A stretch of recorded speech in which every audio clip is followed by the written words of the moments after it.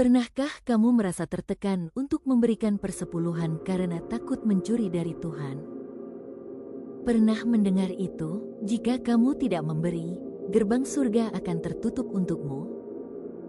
Dan bagaimana jika aku katakan bahwa gereja tidak pernah memberitahu seluruh kebenaran tentang persepuluhan? Kenyataannya adalah banyak orang Kristen hidup dalam beban rasa bersalah dan ketakutan, memberikan uang mereka bukan karena kasih, tetapi karena kewajiban. Dan yang lebih parah, mereka percaya bahwa jika tidak membayar, Tuhan akan menghukum mereka. Tapi hari ini kamu akan menemukan 3 rahasia Alkitabiah tentang persepuluhan yang bisa mengubah sepenuhnya cara pandangmu terhadap praktik ini. Apa yang akan kamu dengar mungkin mengejutkan, tapi juga bisa membebaskan imanmu sekali untuk selamanya. Jika kamu ingin tahu apakah kamu sedang dimanipulasi atau benar-benar punya kewajiban di hadapan Tuhan, tetaplah bersama saya sampai akhir karena apa yang akan saya ungkapkan bisa mengubah hidup rohanimu selamanya. Persepuluhan dalam Perjanjian Lama adalah sistem dukungan komunitas, bukan sekadar uang. Banyak yang membayangkan persepuluhan sebagai transaksi keuangan sederhana, semacam upeti suci yang dibayarkan kepada gereja. Tapi apakah itu benar-benar maksud Tuhan? Saat kita menyelidiki Alkitab, kita menyadari bahwa sejak awal, persepuluhan adalah lebih dari sekadar uang. Itu adalah sistem penyediaan yang menopang bukan hanya orang Lewi dan yang membutuhkan, tetapi juga perayaan-perayaan spiritual yang memperkuat iman dan kebersamaan umat. Ia memiliki fungsi penting dalam struktur masyarakat Israel. Berbeda dari yang banyak orang pikirkan, persepuluhan bukan jumlah tetap dan tunggal, dan bukan sekadar kewajiban agama. Memahami dasar ini sangat penting untuk mengetahui bagaimana Tuhan benar-benar ingin kita memperlakukan harta kita dan bagaimana kita bermurah hati.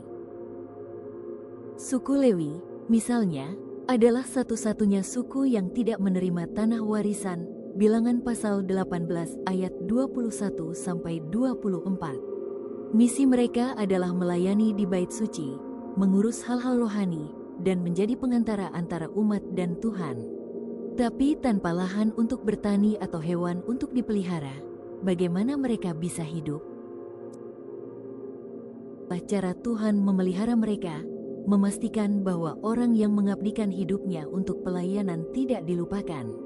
Ini mengajarkan kita satu prinsip penting: Tuhan tidak pernah meninggalkan orang yang mengabdi kepadanya. Ada lebih dari satu jenis persepuluhan. Dalam Ulangan pasal 14 ayat 28-29, kita menemukan persepuluhan 3 tahunan yang disimpan untuk menopang anak yatim, janda, dan orang asing. Ini menunjukkan betapa Tuhan peduli pada yang paling lemah. Persepuluhan bukan hanya untuk pemimpin rohani, tapi juga sistem keadilan sosial, tempat yang membutuhkan bisa menemukan pemeliharaan dan martabat.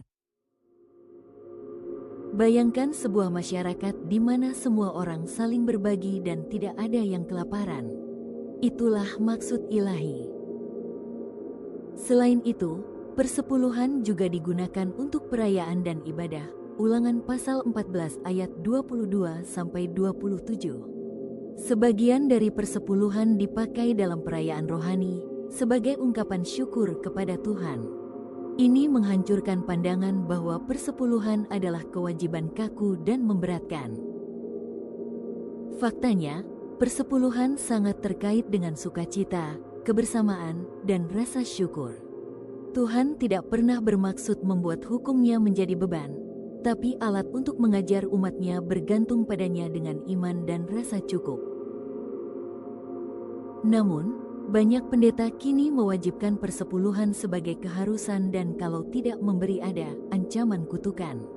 Tapi Alkitab menunjukkan bahwa tujuan awal persepuluhan adalah cinta, keadilan, dan kepedulian komunitas. Persepuluhan bukan hanya uang. Perjanjian Lama, persepuluhan bukan hanya uang. Itu termasuk hasil panen, ternak, dan barang-barang lain dari tanah. Artinya, Tuhan meminta bagian dari apa yang Dia sendiri telah sediakan. Prinsipnya bukan tentang jumlah tetap, tetapi kesetiaan dalam mengakui bahwa semuanya milik Tuhan.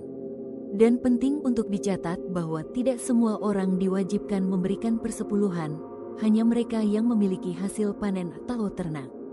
Jika seseorang tidak punya apa-apa, mereka tidak diwajibkan memberi. Ini menunjukkan prinsip penting, Tuhan tidak pernah menuntut sesuatu yang kita tidak mampu berikan. Kesetiaan dan rasa syukur haruslah sukarela, bukan beban yang diletakkan di pundak orang yang sudah kesulitan. Jadi jelas, persepuluhan di Perjanjian Lama adalah sistem kepedulian bersama, bukan alat manipulasi. Apa yang terjadi dengan persepuluhan di Perjanjian Baru? Apakah Yesus mempertahankan sistem itu, atau membawa sudut pandang baru? Yesus mengubah fokus dari jumlah ke hati. Dalam Matius pukul 23:23, Yesus berkata kepada orang Farisi, "Celakalah kamu, ahli-ahli Taurat dan orang-orang Farisi, hai kamu orang munafik, karena kamu membayar persepuluhan dari selasih, adas manis dan jintan, tetapi kamu mengabaikan hal-hal yang lebih penting dari hukum Taurat, yaitu keadilan, belas kasihan, dan kesetiaan." Yesus tidak mengecam persepuluhan itu sendiri, tapi cara mereka melakukannya. Mereka sangat teliti dengan peraturan kecil, tapi melupakan hal yang lebih penting, belas kasih, keadilan, dan iman sejati. Yesus mengajarkan bahwa Tuhan tidak tertarik pada angka, tapi pada hati si pemberi. Contohnya, wanita janda yang memberikan 2 koin terakhirnya. Meskipun nilainya kecil, Yesus mengatakan dia memberi lebih banyak dari semuanya karena dia memberi dari kekurangannya, bukan dari kelebihan. Yesus mengubah cara pandang mengenai persembahan perpuluhan. Di Perjanjian Lama, persepuluhan adalah hukum. Tapi Yesus menekankan pemberian sukarela, dari kasih dan iman, bukan dari ketakutan akan hukuman atau kebiasaan agama. Perjanjian Baru tidak mewajibkan persepuluhan, tetapi mengajarkan pemberian sukarela. Dalam 2 Korintus 9 ayat 7, Paulus berkata, "Hendaklah masing-masing memberi menurut kerelaan hatinya, jangan dengan sedih hati atau karena paksaan, sebab Allah mengasihi orang yang memberi dengan sukacita." Di gereja mula-mula, Kisah Para Rasul pasal 2 ayat 44-45, semua berbagi satu sama lain. Tidak ada yang kekurangan karena ada kasih yang tulus. Tidak ada tekanan, hanya keinginan untuk berbagi. Sayangnya, banyak gereja hari ini memutarbalikkan pesan ini, menjadikan pemberian sebagai alat untuk mendapat berkat, bukan sebagai ungkapan kasih. Persembahan dalam Perjanjian Baru juga bukan hanya untuk membiayai lembaga gereja, tapi juga untuk membantu yang membutuhkan. Seperti yang dilakukan Paulus dalam Roma pasal 15 ayat 25-27, mengorganisir pengumpulan dana untuk orang Kristen yang sedang kesusahan. Di Kisah Para Rasul 5, kisah Ananias dan Safira menunjukkan bahwa Tuhan tidak peduli pada jumlah, tapi kejujuran hati si pemberi. Dan yang sangat penting, tidak ada satupun ayat dalam Perjanjian Baru di mana para rasul memerintahkan umat Kristen untuk memberikan persepuluhan sebagai kewajiban. Jika itu penting untuk keselamatan, tentu akan ditegaskan. Tapi justru yang ditekankan adalah pemberian sukarela tanpa tekanan atau ketakutan. Kesimpulan, model Perjanjian Baru bukan persepuluhan wajib, tapi semangat kemurahan hati yang harus menyentuh seluruh aspek hidup kita, waktu, kasih, pelayanan, dan perhatian kepada sesama.